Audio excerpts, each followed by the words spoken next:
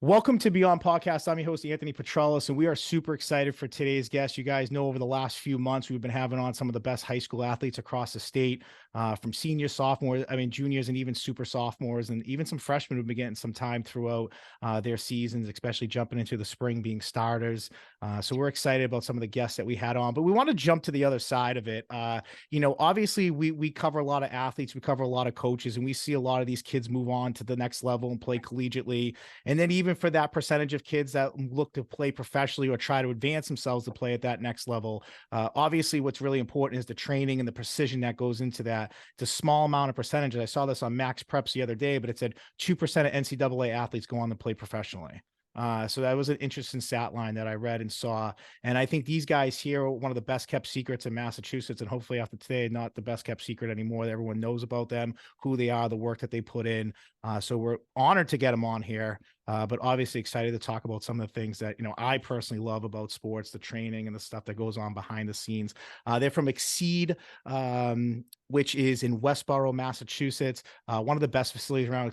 Exceed Sports, Performance, and Fitness. It's in 9 Otis Street in Westborough, Massachusetts. These guys, I think, are onto it science-wise, technology-wise, into training athletes and getting them ready for that next level. And I am excited to hear more about this today. So without further ado, ladies and gentlemen, from Exceed, we have Miguel Aragancillo and Sean Smith. Thanks for having us.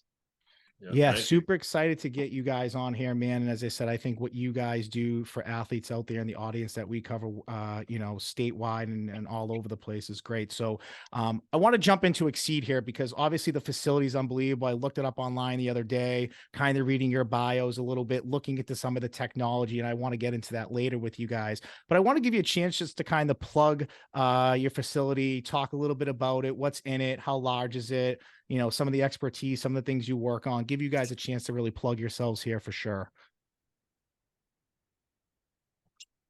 It's always tough with two guests, right? Because you don't know which one's going to start off and shoot it out, right? This is Sean's baby. So sure. Thank you. Great question. We're just over 10 years in business. We got a gym that's just about 7,000 square feet. We got a turf in there that's 33 yards long, 8 yards wide. So we get after it when it comes to sprint work, agility work, change direction work, top end, sprint mechanics, plyometrics. We really pride ourselves on enhancing our athletes' abilities so when they go to their sport, their performance on their field or court improves, right? And we do a lot of the stuff in the weight room as well. But when it comes to the facility, we have a good amount of turf sections so we can get our athletes moving better. No, it's great. And I think what's great about it too, with these types of facilities, you guys have been at it for over a decade. Technology changes, exercises change, what you do probably changes. You guys are constantly educating yourselves in that area. How much have you guys evolved as a facility or as a place over the last 10 years, maybe whether it's individually yourselves or how you look at things or how you train, versus maybe what you're seeing is changing in that market as far as what coaches are looking for, what teams are looking for, what, these combines and splits, tenths of a second, how different they can be. How much have you guys evolved over this last decade to kind of keep up with everything? Yeah, we've evolved a ton. We've tried to stay in front of it. We've always experimented since training ourselves for college football. And over the last 10 years, we've always tried to find a way to provide a cutting edge or leading, training program for our athletes and clients. And we started that on simple like jump mats. I think a lot of gyms and athletes are familiar with jump mats. And we started doing that. And then we started looking at HRV or heart rate variability to see how much how much stress the athlete could, handle in that training session, and then manage it throughout the week and the seasons and throughout the year. And from there, it went to force plate testing and laser testing. And then we're trying to break down their deficits from acceleration to change direction. Is it, how far, what's the gap? Like how big is the gap between their acceleration and change direction? And then it's RSI, reactive strength index stuff, like with the grid. So like we just we keep adding more tech. We keep looking for more numbers. We can look at data points. And then at the end of the day, I think Miguel will tell you some of it's simple. Like some of the stuff intuitively already knew, but the data just kind of backs it up. And it helps for the athlete to actually see that, trust the training, and then actually in training, push harder to go get those numbers. So you talked about data, right? I mean, how are you guys extremely data driven as far as like what you do? Is data kind of push the envelope for you, or do you trust your instincts as far as your education and training goes a little bit when it comes to maybe individual athletes? It's both. I mean, a lot of the times, like I think Miguel and I just look and go, "Yep, of course." Yeah, like you Yeah. guys nodded, like yeah. Yeah, it's like we knew it, but like the athlete, a lot of times athletes don't understand. They don't know what we know, right? Like Miguel and I, fortunately, we've had a good amount of time in this field, and we tell them something, they're like, "Nah, it's not happening." Then you go, here's the video one. Like we film a good amount of stuff, right? And we show them that, and then we go, "Well, your foot's on the ground for a long time," and they're like, "What do you mean?" Well, look, here it is. Like, and then we show it, we break down the sprint form, and then we show them on a jump how long they're on the ground for, and then it all starts making sense. Now, Miguel, let me flip to you here. What is it that you would say that maybe you do differently or what you guys do differently in your facility that maybe separates you a little bit? Because like in any industry, right? There's always competitors, there's always people that are in the same industry. And obviously you guys are educating yourself. What is it that you maybe feel like that you do differently or train differently as far as the athlete goes that many people wouldn't necessarily think goes into it either? I know you guys mentioned heart monitors and things like that earlier, which when Yeah. we talk on the phone, I didn't even think of that, but if you could maybe dive into that a little bit more, maybe other things that you do that maybe our audience wouldn't be aware of that athletes have while this training's going on. For sure. I think one thing, gyms, if we take a Venn diagram of sorts and say gyms across not just Massachusetts, but across the country, like what is the common denominator? Is like, well, everybody has to do some sort of like hard work. At some point, you have to lift weights, you have to sprint hard, you have to put the work in, right? That's a common denominator. That's not the thing that separates you. So if the question is what separates us from others, like yes, we put the work in. I think there's two sides to that coin of hard work. It's going to be interesting, but if you look under the hood of what some gyms do, and I don't need to name names, but I think Sean knows where I'm going with this, is some gyms say they do hard work, but really like it's just minimal work. And that's fine. It's totally good to do for some athletes in some different times of the year. Like we wouldn't push somebody right before a championship game. We want to scale them back, or even before their pro day, we want to scale them back a little bit so they're fresh. Makes sense. But at its simplest, we're not afraid to push weights. We're not afraid to jump higher. We're not afraid to sprint fast. Some guys might be afraid of that. So because we have that technology and data and our intuition to back us up on that. So we can push a little bit. And then once we get to that little tipping point, we can say, okay, now bring it back. So we can kind of let them loose a little bit and then bring them back and then let them loose a little bit and then bring it back. So that's one big thing is if you have the technology, you can see when they start to get to that tipping point. Right. I think Sean and I both experienced that very recently with our guys and for our NFL Pro Day guys. But that's one side of things because some gyms, don't have that access to insights into the athlete. We're talking with these guys every day. We're like, hey, how you doing? Just gotta let us know how you feeling, what's going on. Like that's the even just everyday talk kind of things.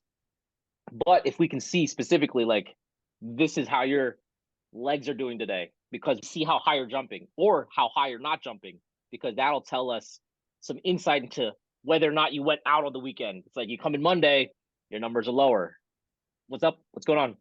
You sleeping? Are you down up and down in weight? What's going on? So there's some places of insight that we can gain information from. Some other pieces here are it doesn't have to be super fancy technology. It could just be like that. The other piece here is going into that technology now, because we have that insight, that is a little bit of a differentiator because not every facility is going to have it. And if they do have it, they might not be using it to the nth degree, if that makes sense. No, Because it makes places great say, sense. we have the thing. We have the fancy kind of golden kind of shiny toy, but then it's not utilized to the best capacity. And this is something, again, you're going to see. And we don't need to name names, but there's universities that have all the shiny toys, but then they just might not use it all the time. That's so interesting. So I want to go back to something you kind of alluded to. It. I was a former coach for 15 years, and I'm an educator. I'm a fifth grade teacher as well.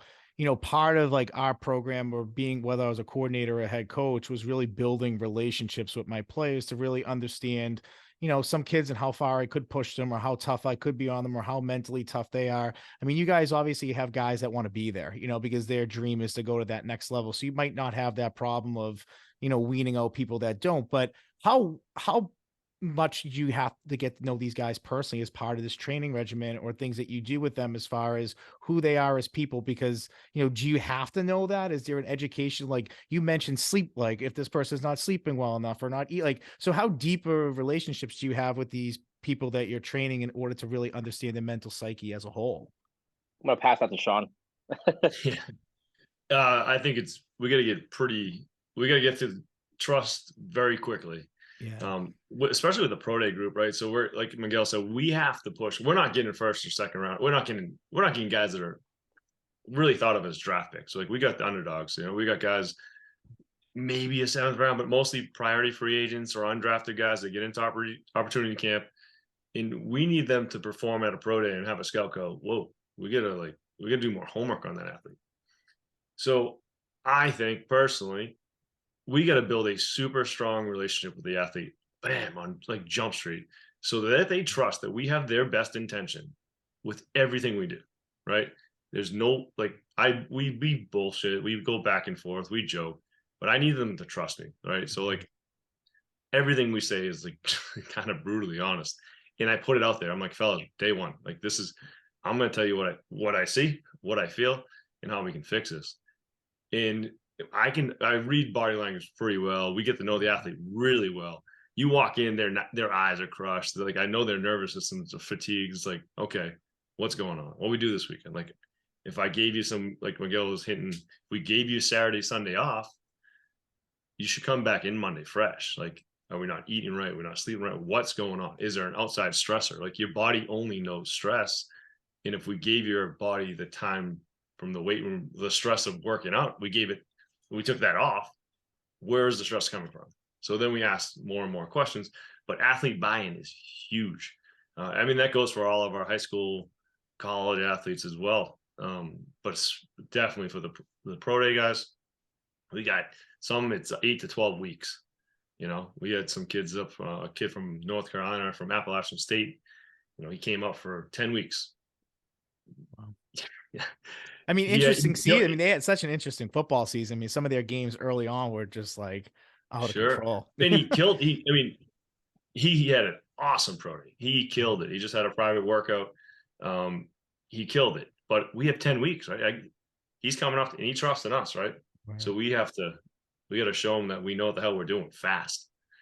You Now, know, how does something like that work? Like someone from Appalachian State, they reach out to you guys. I mean, how does that go as far as, and I know you train high school and college kids, so maybe I'm just focusing this question more on those that are training for a pro day or possibly being drafted or being an unsigned free agent, right? Like, how are you guys getting guys like that in the facility, or how are they maybe finding you, like in this case of the kid from sure. Appalachian? We've had, I mean, now that 10 years in, we've had some really good success helping local guys get to the NFL.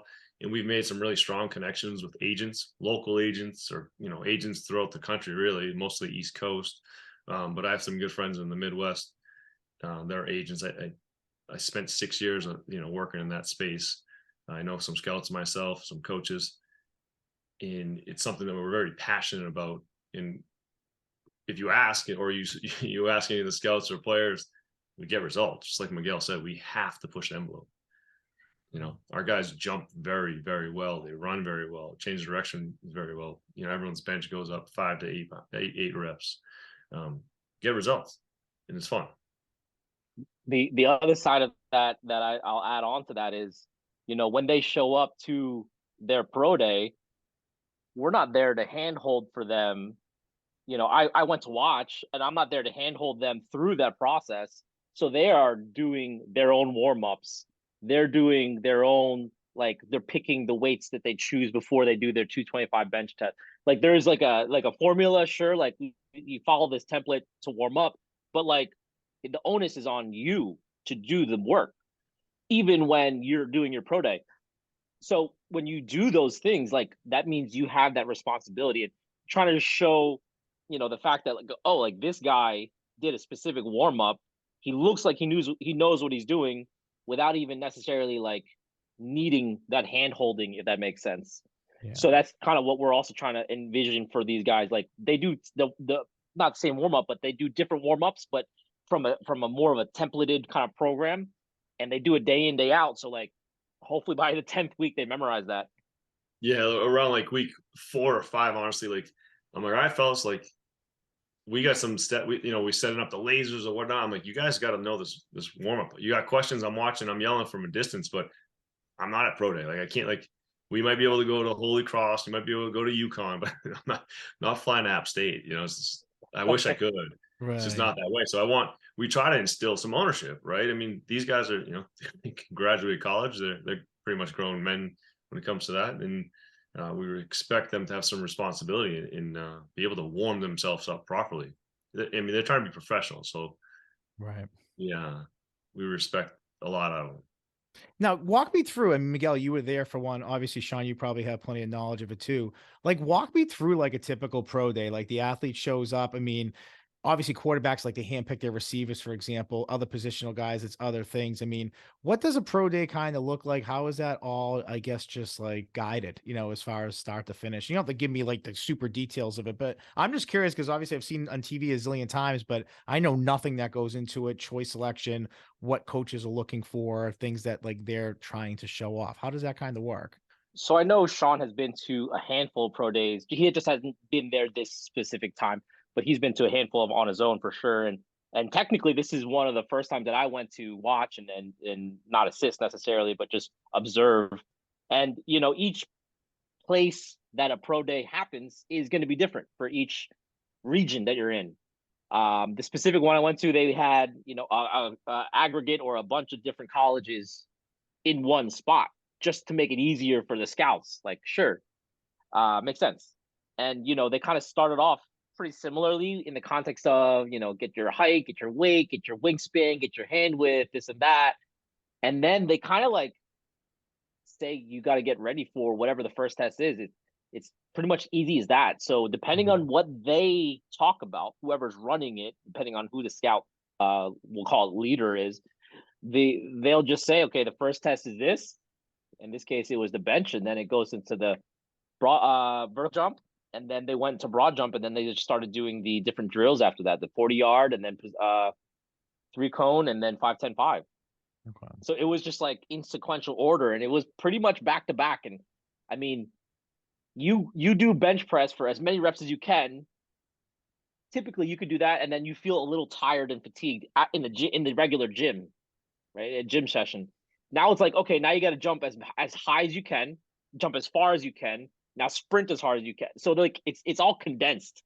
So you're gonna be pretty like mentally taxed, physically taxed. So it's all kind of like condensed into one little session, and that's more or less how it works. I don't know. It does work differently in different areas, as in like different colleges, and you have a whole different setup based on is a team watching? Are they cheering? Are they not? Like what's going on? Vibes are different wherever you go, so it's all different in different areas. Okay.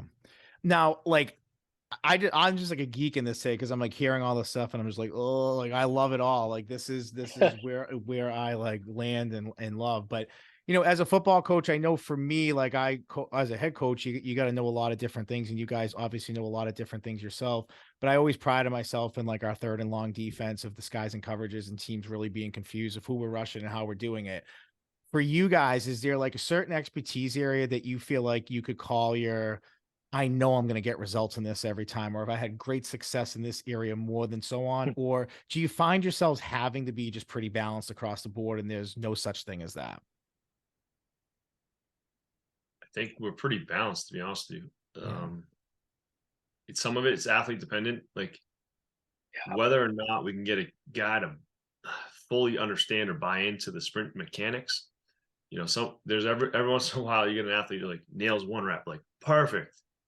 Yeah. And the next rep is like right back to the drawing boards. Like, man, all right.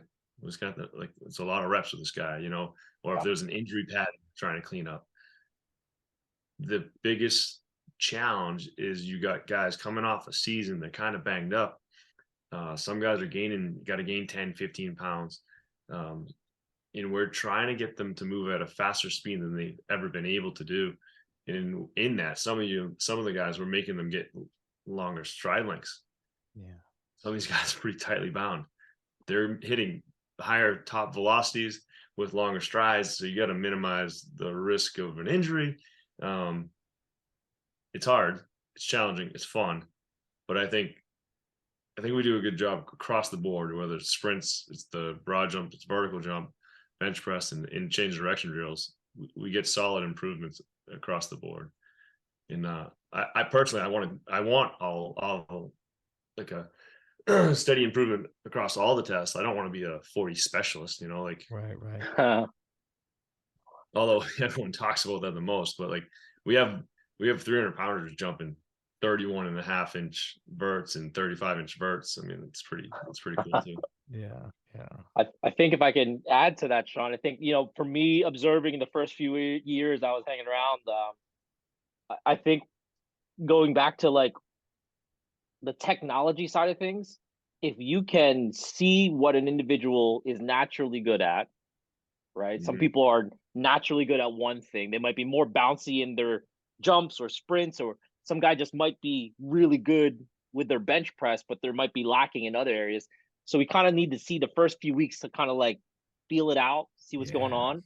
And then after that, like from what I've observed and obviously what I've helped out with as well, like these guys are now like using the technology to guide them in a certain direction. Something that Sean alluded to was we have guys that are already good at jumping. So if you have somebody that's really good at jumping, say we're like at, you know, 35, 37 inches vertical jump, you're not going to just magically get to 42, right? Because these guys are pushing it. To get 1% out of that, that means you go to 38, right? Or more, or whatever it is. And same goes for bench. Like if somebody comes in and they do a 20 bench already, that's pretty darn good, depending on the weight class of the guy and all that. And then for them to go to 20 to 25, that's next level. If we're good if we can get to 22, 23, you know, I know Sean has some, you know, numbers on that end of things, so I'm sure you can talk about that. Yeah, see, that's wild because an audience would listen to that being like 5. I mean, you can't get them up 5, but that like that's like no joke. I mean, like you said, get them 2 to 3. And if you guys, when we pre-talked on the phone, like say the bench, for example, you have 225 on there, it's more about the speed of how you do it versus how many reps that you get too. So on top of that, there's building that, you know, I guess cardiovascular as well, and being conditioned to be able to do that. 2 to 3 is that's a lot. That's a real lot. Question for Sean: What did our app guy do from beginning to end and bench? Like I can't recall off the top. I don't know if you know off the top of your head. You know, I mean, there was a lot. I mean, one guy went increased 7 reps. Most were like that 6 range. So it was like 5 to 7 reps this year increase for bench. And the guy who was 5 happened to actually not play last season due to he thought he had an extra year of eligibility, only to show up to camp and was denied. So he didn't play. So he was working out. So he came in strong. But he went, you know, he went up 5 reps. But what Miguel was getting at too, and I totally forgot about this, is when we use the force plates, we do all types of jump testing on there, but we also do an isometric belt squat test that shows lower body force, like how much lower body force these athletes can produce. And from there, we put them in a little bit of a quadrant system, right?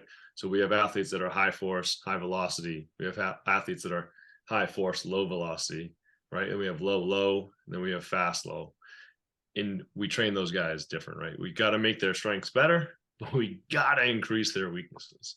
Yep, and that's a great point Miguel brought up. I totally forgot. But it's become second nature. Like that's what we do. Right, we just do it. Know? That's it. Yeah. We have speed. You know, we train speed. We do strength. We do reps. We do volume. We do isometrics, and we kind of undulate through that. But it makes for some fun training. No, That's for sure. absolutely. I mean, especially you guys just, I mean, I'm sure a lot of people in your field like this, but you guys are excited when you're talking, you get giddy about it. Like it's like when I talk football. So like I just see the passion that just like pours off of what you're saying too. And obviously the results are showing. I mean, jumping up 7 reps, 5 to 7 reps, as you mentioned, is it's a big deal. I mean, we were just talking about 2 to 3 and how difficult that is, and you're doubling it in a sense. So obviously you guys are studying the science and you have that technology. And that's kind of like the next piece. Like when I did a little bit of research on you guys, there's a lot of different things that you do, but 3 things kind of popped out to me. I think you might have even mentioned 1 or 2 of them on like our pre-phone, but kind of jumping into it, force plates, contact grids, and Dynaspeed. I mean, all of them are kind of a little bit different. But again, technology is key. I mean, at the end of the day, technology is reliable. I mean, as a coach, when you're filming your inside run drills and your linemen are telling you that this guy did this and this guy did that, and you just laugh and being like, okay, well, the film's going to be uploaded before we get back to the locker room. So I know what I Big eye in saw, the sky. Yep. right? So it's funny in that sense. And I have that like at a high school level, but you guys are talking next level technology. Talk about how technology has maybe one changed your outlook on everything and how you attack things, but also maybe the advantages athletes do have coming to your facility with some of the technologies like this that you do have. Yeah, I love technology and we use it a ton, but I definitely find that it just proves what we already knew, right? Like I knew it. Like cool, awesome. But it's so helpful for the athlete to get that quick buy-in, right? It's all about athlete buy-in because if they see it for themselves in the metrics, like then we go, okay, here we go. This is Right. what you need to get to. And like it's always like friendly competition. So we do a counter movement jump, for instance, right? So it's a vertical jump with hands on your hips. And I let everyone go. They do their number. And it's, say 48 centimeters. And like, great. They have no idea what it means, right? And then I'll show them a friend or someone who else they know, and they see the number. Oh, instantly they try harder. And then I'm like, oh yeah, by the way, the gym record's 72. And they're like, what? I'm like, yeah, get going, man, jump. Right, right, right. And it just helps, right? It's just like a friendly competition. And they tell it, we're walking into, we're setting them up essentially to go, that jump's not that good. But if you try hard, I bet you can. Because the key to a big jump is velocity up, right? Concentric like speed. How fast can you leave the force plates? I don't know if Miguel, if you want to add on to that at all, as far as that piece goes at all, but sorry if I jumped in before you could say something. No worries. I think one aspect to this, like how does technology help the athletes that we're working with? This as a side note to that, the tech that we have as a way to differentiate again, this is tech that like pro sports teams are using, and this is tech that they use. But here's the kicker here, just to prove it the point further. When you have a pro sports teams, you have what, depending on what organization, are you an NFL, NBA, like what are we talking about? You probably have 40, 50 guys tops in whatever the kind of like sports team that you're in, Right. and you only get so many reps in on that. You're not going to push a guy to get 100 reps in on whatever the task may be, jumping Right. wise, squatting wise. So the thing that Exceed can differentiate from then is the fact that I've seen this across the board developmentally, from like, we've done these jumps with 14-year-olds, 13-year-olds, all the way to beyond pro. We've done iso squats or isometric squats with similar age groups, all the way up to pro and beyond, of course. So it's like we have an idea. This is what Sean was talking about. We have an idea of what is to be expected based on the person that walks in that day.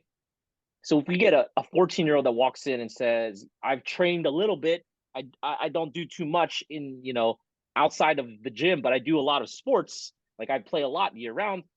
In my head, I'm thinking this guy might be quick in terms of quick feet, but he can't push into the ground that hard because he hasn't lifted before. And That's sure enough, so hard because you're assessing. I mean, I didn't even think of that aspect of your guy's job because you're having people that are walking in from all walks of life. And in a sense, it's like a walking into a doctor's office and being like, do you have this? Do you feel this? Do you feel that? Like you guys must have a realm of questions that you got to just pop in and ask to understand oh yeah. that I'm training athlete A much different than I'm training athlete B based off of age or size or strength or whatever. I love seeing athletes come in with a track background. I'm sure Sean's could say something similar, just because it's like they understand how to like move quickly at the very least and move efficiently to some degree. Um, and then that'll translate to whatever we're doing. And because I can see when they do the first jump, if they have a good background in whatever sports, I'm like, oh, you know how to jump. I see that. I don't even need to know the number. I just know it's good. Right. And then we can see it, we can validate it. And then the other side of it is developmentally, yes, the high school guy, but then we get to the college level, we can see if a guy comes in, yes, he looks big and he has all the muscles, but he doesn't jump well. It's like, well, I can tell your program didn't jump, but you can Yeah, squat. it's bad. You can squat really well. You can squat 600 pounds, but you can't jump. It's like, okay, we need to not squat as much. We need to now do a different quality of training to transfer that to the sport. And that's what I'm getting so passionate about because that's what we do. That's our bread and butter. We can see that across the, across a field and be like, all right, this guy's huge, but he can't put a lot of forward. He can't move quickly is kind of what we're saying. So Yeah, transferability is everything. Like, I mean, social media is scary because there's so much stuff out there, and so many kids are doing these exercises that seem cool, and they're running in the place. Like they're not moving. Like change of direction is about getting your hips off one spot and go to another spot as fast as possible, not standing on the spot, right? So there's just so many drills that are just so misleading to the athlete. And like you could tell Miguel is super passionate about that. I am too. It's like we only want to do stuff that is going to help our athlete in their sport. And it's that simple. Like we're not trying to waste anyone's time. And like you said, a 600-pound squat doesn't mean you're going to get faster. So I don't care about it. Like I really don't, unless you're a power lifter, right? But if you're a field sport, court sport athlete, I want you to run as fast as possible, change direction as efficient as possible and as quick as possible, and be able to jump vertically and horizontally as far and explosive as possible. That's it. for sure. Now, when you're like training these athletes, and obviously you have athletes of all different ranges, just kind of what we were talking about there. But for you, like in any occupation, like there's the amount of work that you put into it with the athletes there, training them, getting them better. You have all this great technology that shoots all this data at you, or shows you all this video of tenths of a second or stance or stop or whatever. How much work are you guys putting into them when these athletes are gone and home and resting and eating dinner, and you guys now either have to like, I don't know if some of the technology might be like instantaneous, right? But some of it you might have to go back and look at the numbers statistically or look at things and see a better picture of something. How much of that grind when you guys are training these athletes specifically for pro days, is it just hours after the athlete's gone that you're putting into this as well? So there's a handful of hours that are put in for sure, and I'm texting Sean well into the night, and he's doing the same. Especially when we're in the middle of the things, in the middle of the work, like week 4 or 5, like when really getting the gears going, we're like going back and forth, back and forth. We're saying maybe this will work, maybe this will work. Let's see how this goes. I saw this yesterday, and we're kind of feeding off each other, and that's all our conversation side of things. Now, the data side of things, it's two pieces, right? It's coach's eye, right? Like when you see an athlete run, it's like, he looks pretty good. So that's coach's eye, right? And then we can now have it on film. So now coach's eye, we can slow-mo, fast forward, look at each foot. We're looking at, okay, his first 2 steps were good. What is his third and fourth step? Because when you run a 40 or even any other drill, you only have so many steps to account for. This is not a marathon. We're not counting for 26 miles. We only have and Sean knows the numbers off the top of his head much better than I do, but we only have X amount of steps. But we don't have 100 steps. We have maybe 20 tops for some of these drills. So we're looking at each step, because if we make the third step better, that'll help the fourth, fifth, sixth step, which will make him get that 10th of a second faster. So we're watching film. Okay. And then after that, we're also looking at the times that we recorded, because then we can correlate the times with the film, because we might say yeah, the film looks good, but his time doesn't reflect it. So now we have to scratch our heads and say what's going on, right? And then that's where all these things, kind of questions, kind of make a loop. It's like, is he eating right? Is he sleeping right? His feet looks like he's moving, but he's not putting force in the ground. Like Yeah, something's and going on. that's it. Like and the whole point of that question is like it just never stops. Like it just never stops because if something's not working, it's something else, or something starts working, then you want to tweak this. And like in the world of coaching, like and this is so why I started this podcast is because in the world of sports, high school, all the way up to professional level, there is so much that goes into a training of an athlete to be that percentage to play at that next level collegiately, to play at that next level professionally. And there's so much science that goes into it behind scenes. Like as a high school coach, when I first got the gig, like the first thing I really tried to stress to the AD in the school was that we need to hire like a trainer to come in and work with these kids. Like not a bunch of coaches sitting in a weight room making kids follow this. Like we need It's someone to hard. come in. Like if I want to play man to man, I need kids that have good back pedal and good lateral and good side to side. And if I want receivers to be explosive off the line, those first couple steps are important, or linemen to get downhill, or linebackers to be like you guys know what I'm talking about. But like, and I'm not saying those high school kids are going to move on and be special, but to build a good program and making sure that kids are built correctly to do the things that you want to do and prevent injury and concussions and everything else nowadays, those tenths of a second matter. I mean, would you say, and I know you're probably more lean towards the side that I'm leaning towards here, but how important is that for high school athletic directors and coaches to hear that really investing into the science of this and into the training of an athlete can make your programs just so much better, not just football, but across the board? Yeah, I mean, I think it's huge. I mean, it's tough, right? Because I understand team camaraderie and how coaches want to build it, and they want everyone in lifting together. But it's hard because I mean, you guys are football coaches, and it's not a knock, right? But Right. we're private sector strength and conditioning coaches is all we do, and we happen to know a lot about a lot of sports, and we know how to make the athletes move better in their sports. That's our specialty, right? We want to help everyone that walks in our facility so that they can go help make their team better. So I think teams or high schools getting some good coaches in there is priceless, to be honest with you. It could help the program tremendously because every athlete in the toughest part, you guys got freshmen who've never touched weights, and you got juniors. Right. I mean, and you got limited equipment. We have specialty bars. We have flywheel, K boxes. We have all different types of equipment for different athletes and different needs. It's a tough setup. Yeah. Um, it's not easy.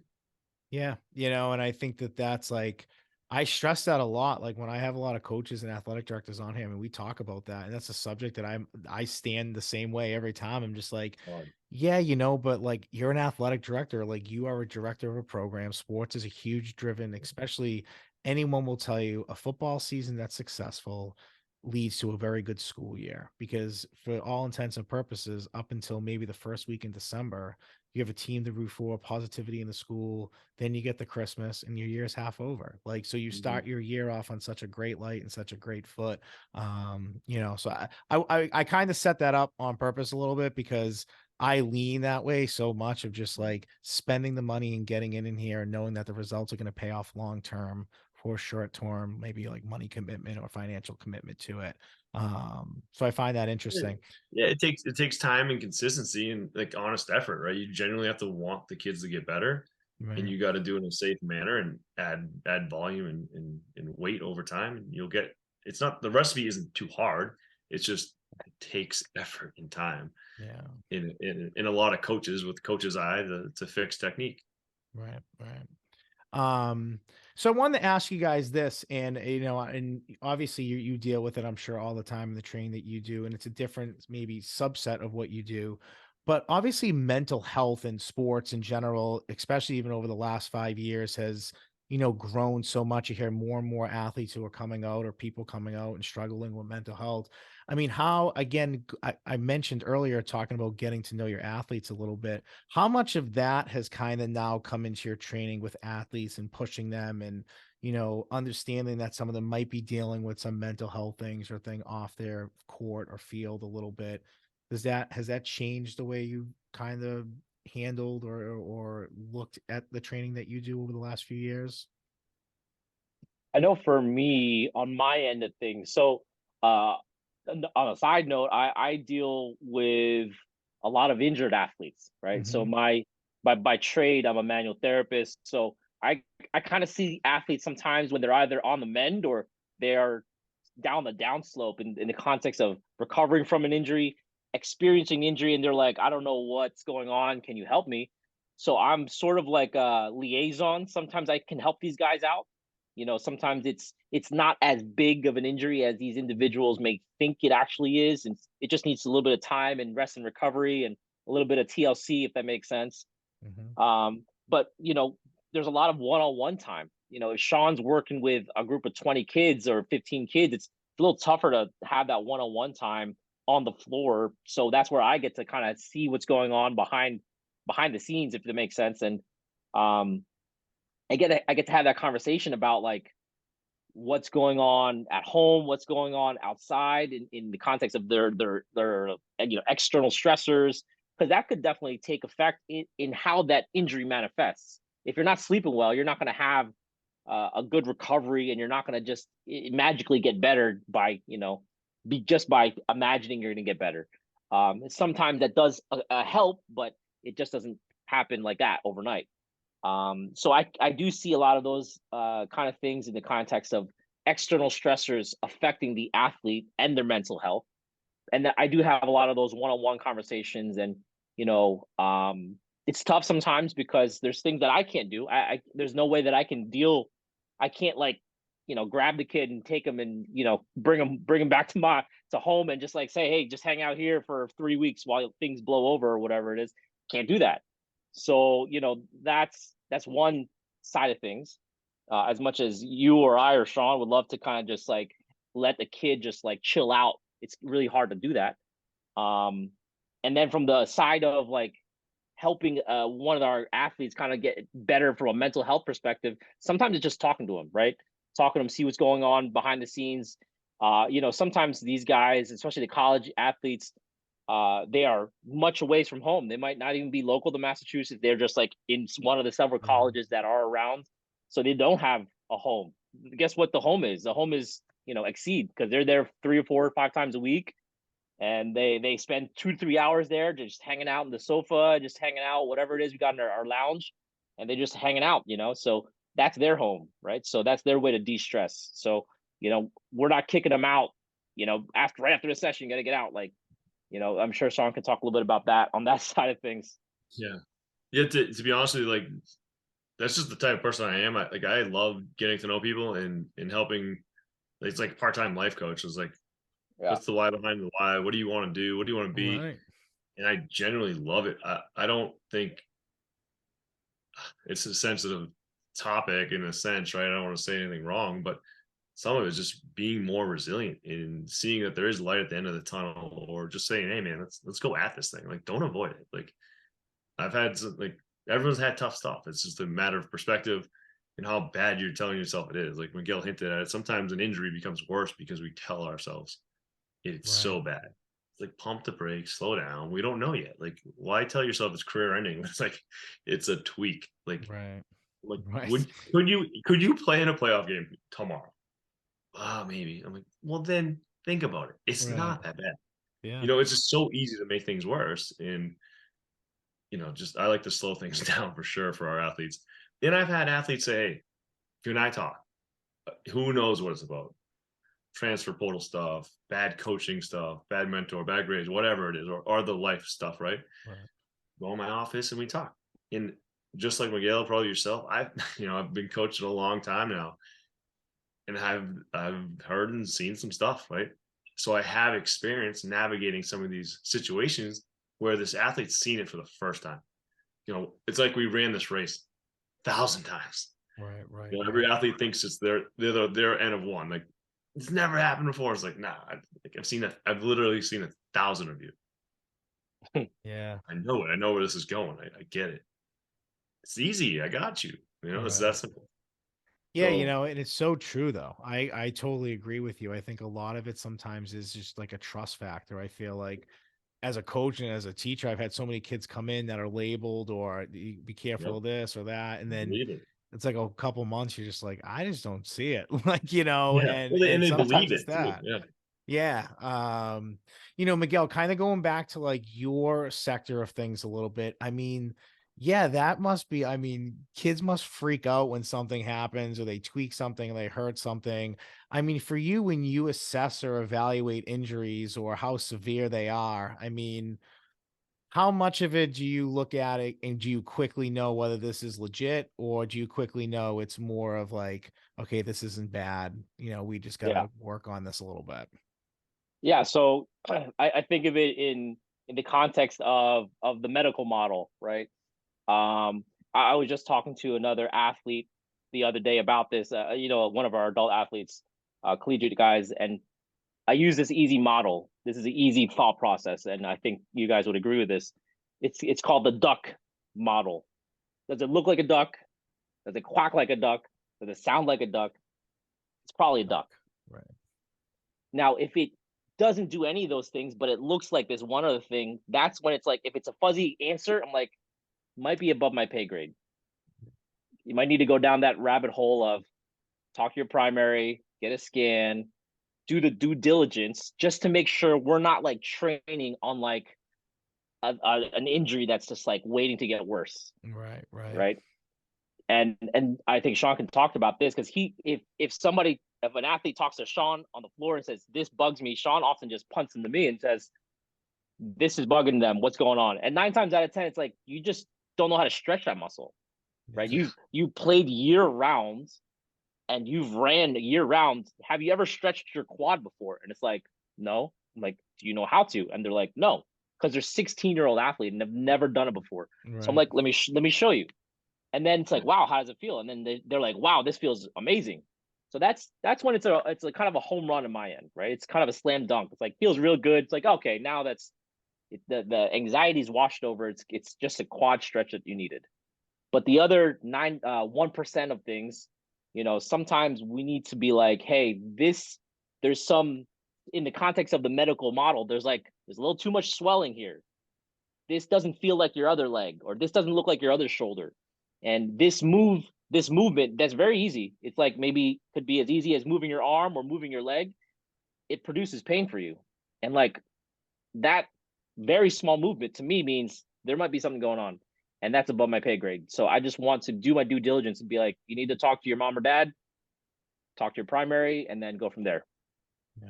So Yeah, it's so interesting because I mean there is like and I for you guys you must see it. There is a lot of more sensitivity with athletes now, and everything bothers them a little bit more. And I always joke, I'm like, man, coaching's getting a lot tougher because a lot of it did turn into balancing of personalities and kind of dealing with issues that you have to deal with on the field. That you're just like, I can't believe I have to deal with this. So I totally get from your end too that's probably changed mentality wise and being able to balance being tough and being compassionate as part of your training because there's the mental aspect of that too.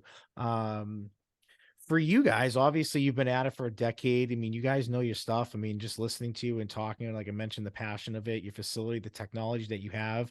I mean, you guys mentioned, it's you guys are getting those like unsigned free agent type guys or those late round picks or those mid round pick guys.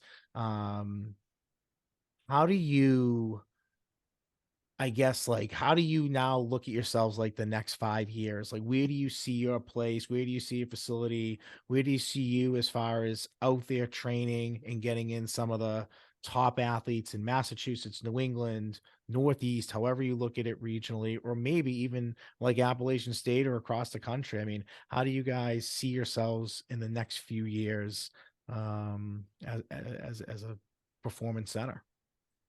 I think it Yeah. starts by doing podcasts like this, right? So Yeah, yeah. Yeah, yeah. Listen, this is great. I mean, having you guys on, I think it's been great. But yeah, getting yourselves out there. I mean, I found doing podcasts is huge. It's the only way. It's the way you get yourselves out there and get into a new audience that never heard of you, but is very interested and intrigued by the topic. And all of a sudden, boom, someone shares it, who shares it, who shares it. The world of social media gets out there pretty quickly. Yeah. I mean, we're always trying to grow. We're always trying to improve our product. shoot, if we could get a bigger spot and we actually could get like 60 yards of run inside, giddy up, let's go, game on. Yeah. Get more athletes. The hardest part right now is these club sports, they play so much. The athletes only play and they don't train. So hopefully we can educate either, coaches, parents, and the athletes. Like, we gotta keep developing, guys. Like, we gotta keep training. Don't take off 6 months of the year. They may train 3 months and then they're playing, the 9 months. It's just crazy. But hopefully we can get a bigger spot, get more athletes in, help more athletes. And if we ever were able to get big enough to have a satellite in a warmer state, I think we'd get a lot more NFL guys, because everyone likes to go run around outside in the off season. Yeah. All of our homegrown guys end up, they seem to end up in Florida. Let's put it that way. Yeah. But yeah, the dreams to keep going, get a bigger spot, get an extra dyno speed, more force plates, and just enhance sprint abilities for our field sport athletes. And like we talked about previously, is like, just help. I love football, right? Football is my favorite sport. It's like, just getting more football guys to bigger Power 5 schools is awesome, and just getting more guys to the NFL. And I got a young daughter who plays lacrosse. I love working with lacrosse athletes too. So it's like, just get more athletes from Massachusetts to Power 5 schools, right? That's kind of what my goal is, to be honest with you. Yeah, that's great. That's awesome. And it's always good to have ambitions from people to hear that, so they understand that your mentality and direction that you see your facility, and, what you see you guys bring to the table and what you want to become. So I think that's great. I always like asking questions like that for people that are looking to grow in what they do and who they are. So you guys talked about your athletes, and I'll really give you the floor for this, but, talk about some guys maybe you've trained over the last years or have currently trained that, have made names for themselves, or made squads, or been on practice squads, or 53-man rosters, or anything like that, or people that you would want to plug and throw out there has been a part of your, your plan, your routine, your process. This is the part that Sean is not privy to. He doesn't like name dropping like that. So no, yeah, I'm terrible. They're my guys. They treat, like, some of them, we get so tight. They've become like really good friends, or like younger brothers to me. We've had so many along the way, man. It's such a great feeling when they've got like 6-7 years in the NFL and they text you like just a buddy. It's pretty cool. Good amount of Worcester guys. It's a pretty good list now. I mean, I'm sure we can shoot you a text at some point. But Yeah. No, I'd I'd be really I interested. hate to Yeah, go through it and miss it. Some guys, Yeah, I get that. You don't want to do that. You definitely don't want to do that. I mean, that's great though. I mean, to hear that, these guys had success that you've worked with. I mean, obviously it shows what you bring to the table, and what you guys do and how passionate you are about that. Do you see yourselves, like, what is like the next plan of attack for you? I know when we had like our on the phone talk, I know getting video and getting on social media more, kind of putting out there what you do, is something that you guys kind of really have lined up coming, I think in the summer or the fall. I forget what you guys said, but I mean, is that kind of the next step for you guys? Is, hey, listen, we have something here that's great, and we have a product that we put out there. Is social media and that technology piece, as far as video, audio, videography, is that kind of the next phase for you guys a little bit? Yeah, we've actually had my wife's been handling. She works in brand manager for actually Hood, and Wow. she put out some ads for our marketing interns. We've had a lot of interest, so hopefully we get 4 or 5 marketing interns that can help film some stuff and post on social media for us this summer. It's funny because one of our NFL guys from our last year's pro day group was in. He's like, "You guys just gotta post reels, man." He's like, Right. "Put this stuff out there." And Miguel and I mean, definitely me. I don't want to be on camera. I don't. It's not me. It's really not me. I just, like I told you, I just want to get good results. Like, I want the results to speak for. So if our clients were posting reels, it's great. That'd be amazing, right? If we have to post reels, cool. But I don't want it to be anything about myself or my coaches. I want it to be about exceed our brand and our athletes. Well, I think to your point, your benefit here, Sean, I think you're forgetting you had Strategy Red Yeah. come in and help out and just film a few things as well, if I'm correct. Yep. So there are like, pieces moving in that context of having others film for us, if that makes Sure. sense. Yep. Because Video we have all like the 40-yard sprint, 10-yard sprint splits, and I have all those little details. Yes, coaches eye videos, but like to see it from the consumer's perspective, like that's kind of what I'm kind of pointing to there. Yeah, I So mean, I'm gonna say this, and Sean, for a very, very long time, I was the type of person that never wanted to show off anything good or great that I did for whatever reason. Now, I won like a national teaching award. I got a hero amongst us with the Celtics. I've done things, and for years, no one would know that unless like someone said, "Hey, I saw this. Is this true?" I'd be like, "Oh yeah, yeah." Like people don't know that stuff about me, but you work and grind so hard. Don't look at it like that. Like, I think you should be looking at this as I have results. I have guys that have made it and made it big, and you don't want to sit here and forget anybody. And I totally respect that, but that's the brand you want to build. Like, that's who you are. Like, I'm not telling you what to do, dude. You're an expert in what you do, but I am telling you I from get like a it. social media standpoint, like when I started this podcast, I had no Instagram, no Facebook, no one in this world knew that I existed because I didn't have any of that stuff. And even when I started this, only thing I had was YouTube and Twitter, and I was cool with that. But to really grow this and understand that, I had to learn Instagram and learn how to make reels. I am telling you, once you start making reels of what you do and you're super passionate about it, you'll never want to stop making them. I make them for my business all the time. And a Really? year ago, I had no clue. I was like getting like 20 something year olds be like, dude, can you do this for me? And I finally was like, I just need to learn how to do it because I also know exactly how I want people to see it. And Sure. if I have somebody like, it's great to have people do it and have them do it, the more the better.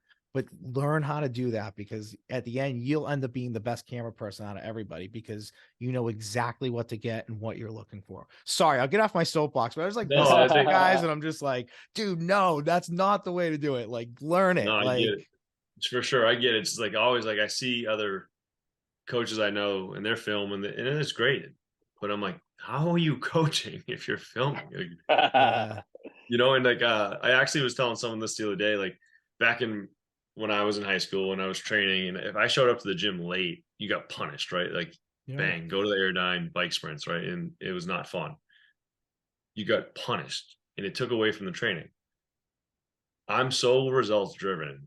They're like when these kids are late, I don't punish them. I'm like, hey, let's go get caught up. The warm up. You got to catch up. Like I don't punish them because I want them to get value out of the training session. yeah, Because I generally just want them to get better.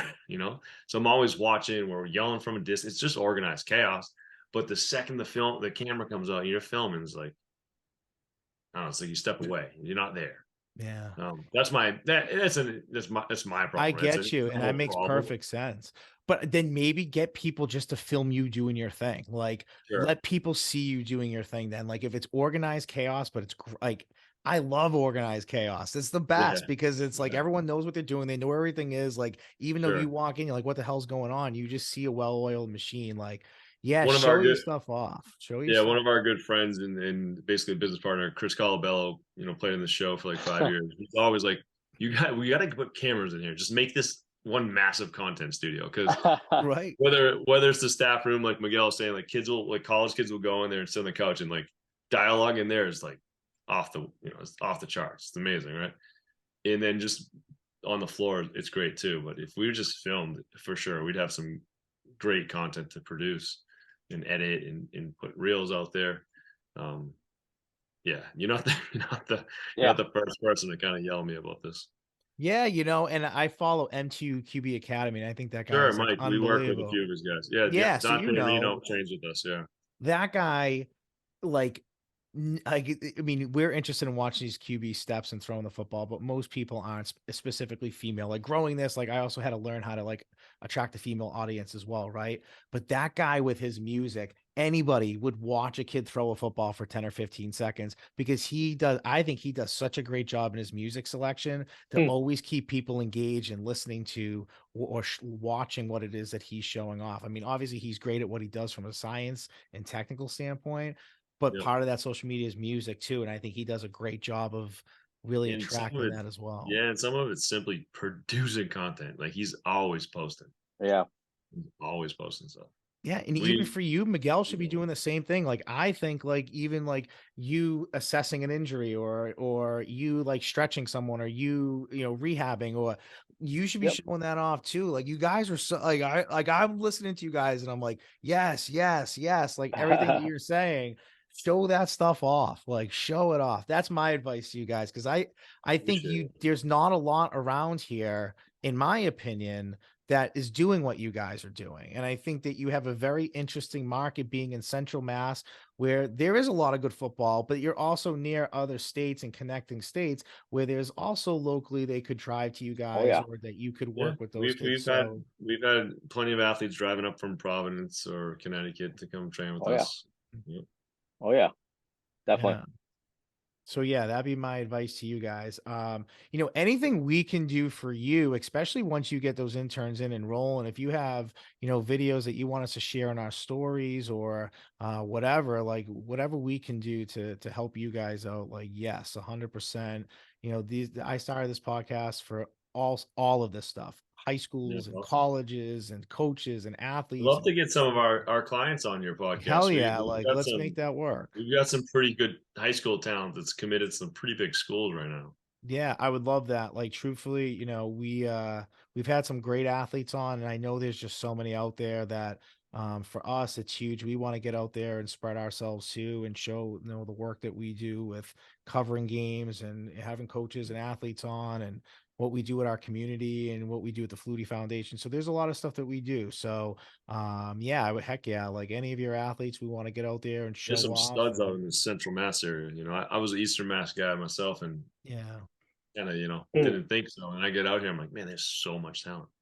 It's Mhm. crazy. It's tough Yeah, too, like just tough. Like I always say, like when we travel the South Shore or Central, I'm like, man, we're just gonna be facing kids that are just tougher than us. Like, you know, we might be more athletic and quicker, but like you go drive on a bus and get to a team that's physical and tougher and it's a tough game. It's a tough place to go play. So I always fun. say that about Central Yeah, Mass kids for sure. Well, listen, I appreciate you guys coming on here and taking the time today. It was a great conversation. And I'd love to have you guys back on here at some point. You know, and seeing where you guys are at and how you're growing, and even probably some of the big names that you'll soon be attracting. So we're super yeah, excited. So appreciate it. thanks for We'd coming love on. to come back, and obviously even just talk about ways for high school coaches and athletes to do testing in their team setting, because like timing and testing is like the numbers are all over the map, right? So it's like Yeah. if we could just get more people to buy into some lasers and get some more valid numbers out there, it'd be very helpful. Yeah, yeah, absolutely. And I think, That's another combo. yeah, you know, and I find it so interesting, like the technology out there. And I was such a like film rat when I was a coach. So I'm sure as you guys, you're looking at every little thing for you. It's like the same thing. Like you just love it and you want more of it. And I get it. So we appreciate this a lot, guys. And I can't wait to have you back on soon. Definitely. Thanks for having us. All right. Yeah, So thank you very much. yeah. So from Beyond Podcast, I'm your host, Anthony Petrels, guys. Till next time.